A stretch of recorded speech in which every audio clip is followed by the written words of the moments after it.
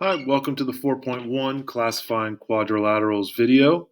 Today we're going to be going through about 8 examples of facts of a given quadrilateral, and we are going to classify that quadrilateral given the best name possible with the facts that are given. Okay? So, when drawing or sketching a polygon, consecutive vertices in the name of the polygon must be consecutive vertices in the actual polygon. So, for instance, if we have A, B, C, D, if I wanted to draw a quadrilateral, and most of the quadrilaterals I draw today, I'm going to draw and make them look like rectangles. That doesn't mean that they are, but if I'm going to go ahead and label this, I need to be consecutive. A goes to B, goes to C, goes to D. Now I could have gone the reverse. I could have gone A, B, C, D. That would also work. Now this next one, A, C, B, D, okay, I need to make sure that they all fit here the way the name is here. A goes to C, goes to B, goes to D. Now, we're not doing this to try and confuse you. Most of these are going to be alphabetical in how we name them, but occasionally things do get mixed up, and you do use points that aren't alphabetical like this, so you need to be aware of how to label them correctly. Okay, let's jump right into the different quadrilaterals we're going to be working with. So here we have quadrilateral ABCD. Now again, I'm going to draw this. It's going to look like a rectangle, but I'm only doing it so I have something to label. Okay, so I have something to label my congruent parts on, and we can then adjust it accordingly. All right, so A, B, C, D. So I'm going to go ahead and label my vertices A, B, C, and D. Okay. We're told that AB is congruent to BC, which is congruent to CD, which is congruent to DA. Looks like all four sides are congruent. Okay, so now this is where, once we've labeled all the facts, we can narrow our list down to only the quadrilaterals that fit this description. Okay, now I can look at this and I know that, let's see, what quadrilaterals have all four sides congruent? Well, I know squares do. So that's a possibility. And I also know that, let's see, a rhombus also has all four sides congruent. Okay? I think those are the only two of our quadrilaterals where this is going to fit. Now the question is, what's the best name? Now, the problem we have here is that they both fit, but if I'm going to say what's the best name, I know for a fact that any quadrilateral I draw that has four sides congruent is going to be a rhombus. Okay? I don't know that every one is going to be a square. Well, a square is a rhombus, so that it kind of fits inside this circle. But I don't know that it's going to be a square. Even if I draw it to look like a square, I'm not given the facts to prove that it's a square. So the best answer for this one is going to be rhombus. Okay? It's because we don't have enough information to guarantee that we're drawing a square. All right? So rhombus is the correct answer. And before I move on, I should have said this earlier. What I recommend you guys do, like when I go to this next slide, pause your video and try and do this on your own before I go through the explanation. Okay? Try and draw the quadrilateral, figure out what you think the best name is, and then as I go through the answers, you can either verify it or figure out where you went wrong. Okay? All right. So again, I'm going to draw another one.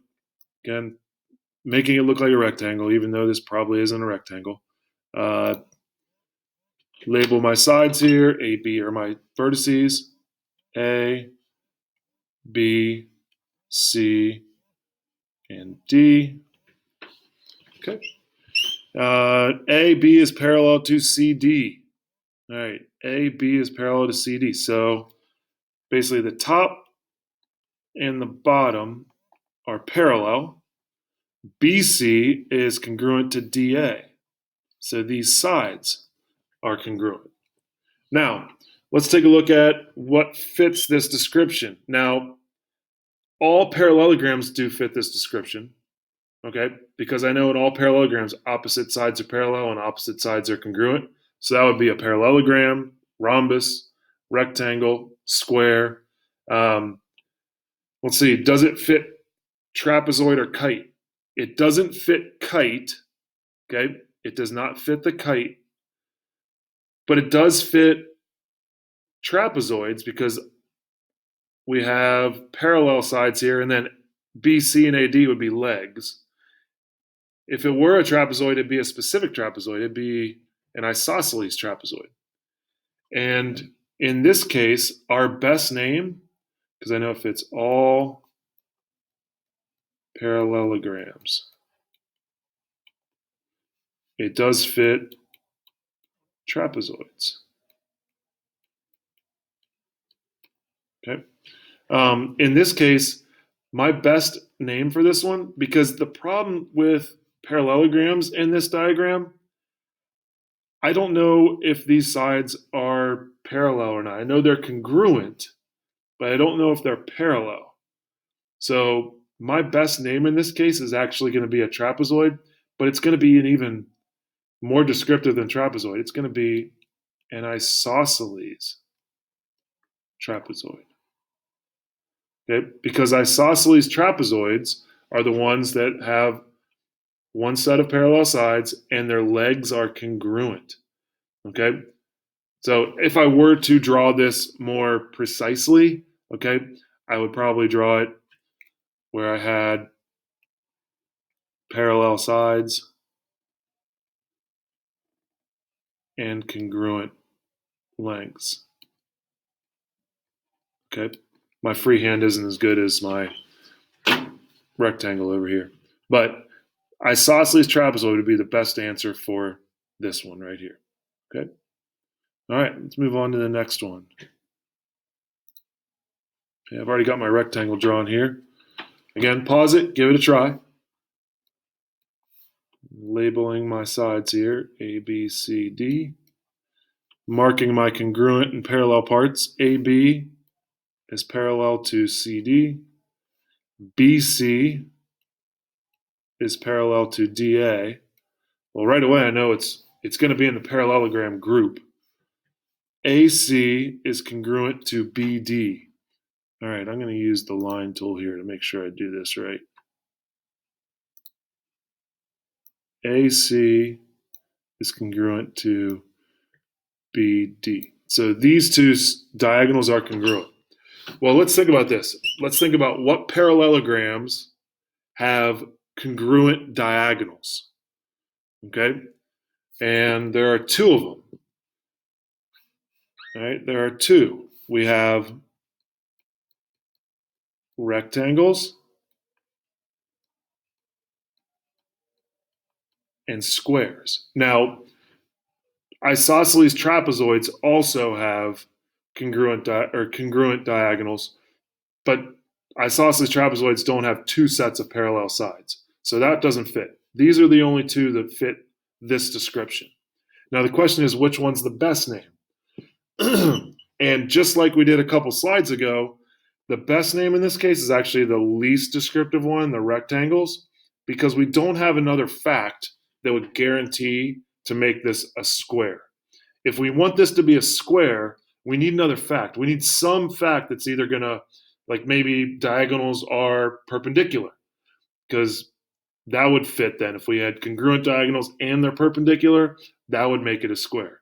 If we knew that two sides were congruent, okay, not just opposite, but consecutive sides were congruent, that would be enough to say it's a square. But with the given information, these three facts, the only thing we can guarantee is that it's a rectangle. Okay? So that would be our best name for this one. Number 6, or slide number 6. Let's see, let's put my rectangle out here. Label our vertices A, B, C, D. A, B, C, D. Let's mark our things we know here. AB is congruent to CD. BC is congruent to DA. And angle ABC, ABC is a 90-degree angle. All right. Now, we can use one of our theorems in here as well. Opposite sides are congruent. Both two pairs of opposite sides congruent. That is a parallelogram theorem. So this is going to be some type of parallelogram. Okay. Now, what types of parallelograms have right angles? Okay. Well, we got our rectangles and we got our squares. Okay. And just like before, the best answer here is going to be rectangles again. And the reason is because I can't guarantee that AB and BC are the same length. Again, if we had AB is congruent to CD, which is congruent to BC, which is congruent to DA, showed all four of them congruent to one another, yeah, this would definitely be a square. Okay. In fact, if we went back to our first example, if we had put angle ABC as 90 degrees, we would have gone with square in this case instead of rhombus. Okay. But in this example, we're given that the sides opposite are congruent, which makes it a parallelogram. All right. And that 90-degree angle, that's enough for us to figure out if we know it's a parallelogram. Well, we know consecutive angles are supplementary, so that has to be 90. Opposite angles are congruent, that has to be 90. Opposite angles are congruent, that has to be 90. Well, we just drew a rectangle, okay? And it fits because these two opposite sides are congruent and these two are congruent. But we don't know they're congruent to one another. So that's why we got to stay with rectangle. Okay, here's another one. Looks like we got a couple sets of parallel sides. Looks like we got another parallelogram. Rectangle. AB is parallel to CD. Whoop, gotta leave my sides, or my vertices. AB is parallel to CD. BC is parallel to DA. And AC is perpendicular to BD. AC is perpendicular to BD. All right, so let's see if I can pick one that's not as thick. So while I didn't draw it to where they are, we're told that these things are wrong tool. We're told that these are perpendicular, okay, which means they'd all be perpendicular. Well, the opposite sides being parallel, two pairs of them, tells me it's a parallelogram. So what parallelograms have diagonals that are perpendicular? Well, guess what? We're back to our square and rhombus again. And in this case, just like before, we got to go with the lesser one. We don't have enough information to say it's a square. Okay? We're only told that it's a parallelogram with diagonals that are perpendicular. We don't have enough information to say that there's a right angle out here or that sides are congruent. Because we don't have that information, we can only say that it's a rhombus. And again, a square is a rhombus, so this could be a square, but we don't know that because we don't have enough information to verify it. So rhombus was the best answer. All right.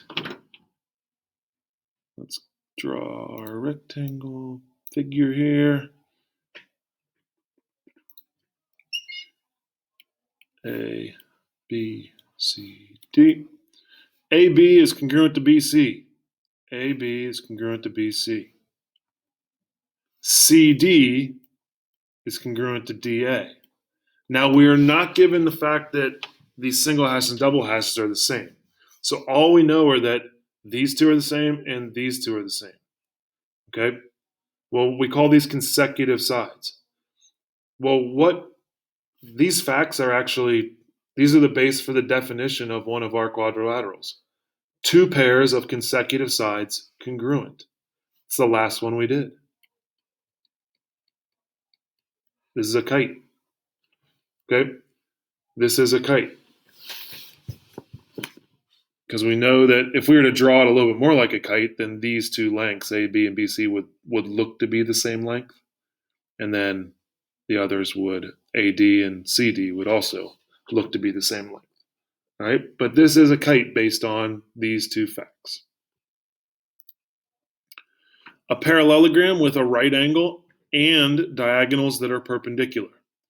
Okay, so this is written in sentence form, but it's the same idea. They're two facts. A parallelogram, so we know it's in the parallelogram group right away, which is good. That narrows it down. With a right angle, so we know that there's a right angle, and diagonals that are perpendicular.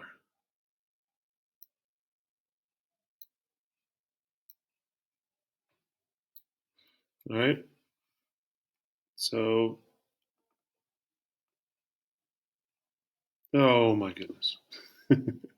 Let's just get on this still. All right, diagonals are perpendicular. So, again, we figured out before, if we had a parallelogram with perpendicular diagonals, it was going to be a rhombus or a square. But in this case, we're given an additional fact. We have a right angle. Okay, we know we have at least one right angle in the parallelogram. Well, we figured out before, if you know one's a right angle in a parallelogram, you can figure out that the other three are as well. Well, the only figure that's going to fit both of these things, the right angle and the perpendicular diagonals, is a square. Okay? Again, a square is a rhombus, so this does fit a rhombus as well. But we know that we've got right angles for our interior angles now, which makes it for sure to be a square. So that's why we want to use square, okay, as the best name for this one. Last one. A quadrilateral with one pair of opposite sides parallel and the non-parallel sides are not congruent. All right, so one pair of opposite sides parallel. So I'm going to make the top and the bottom parallel. And the non-parallel sides are not congruent. All right, I know it's not a parallelogram, okay? It's not a parallelogram. So if it's not a parallelogram, it's either a kite or a trapezoid. Well, we just kind of figured out it's not a kite because kites don't have any parallel sides. So the only question is trapezoid the best name or isosceles trapezoid or right trapezoid? We don't know anything about angles, so it can't be right trapezoid. And if it were isosceles, these two opposite sides will be congruent. So plain Jane trapezoid is all we're going with.